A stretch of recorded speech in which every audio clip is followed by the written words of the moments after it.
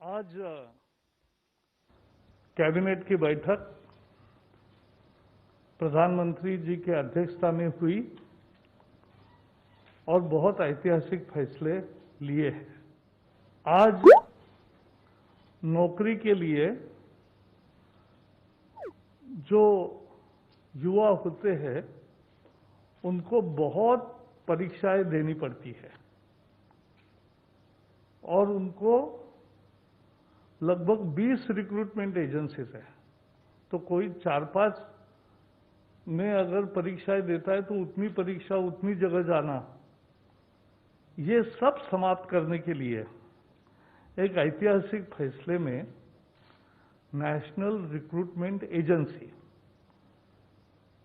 राष्ट्रीय भर्ती संस्था, ये परीक्षा लेने वाली कॉमन एलिजिबिलिटी टेस्ट ये लेगी और इसका करोड़ों छात्रों को लाभ मिलेगा। छात्रों को यानी युवाओं को लाभ मिलेगा जो नौकरी के लिए आवेदन करते हैं।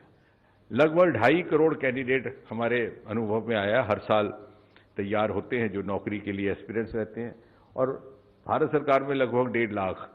लेकिन what I wish to add is that this common eligibility list, which is also a common list, can be utilized even by the state governments.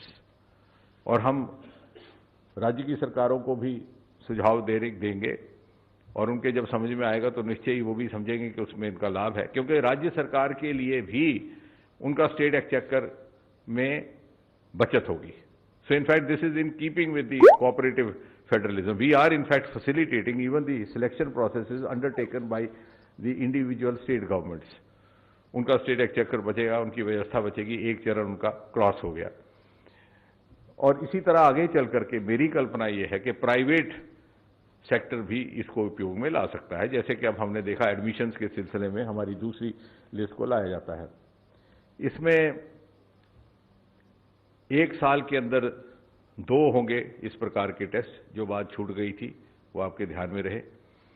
और जैसा कि बताया गया है आपको कि 1000 centre to begin with and at least 1 center necessarily in each district, so that, in other words, you can put it that no candidate will have to travel outside his district, which is a huge relief.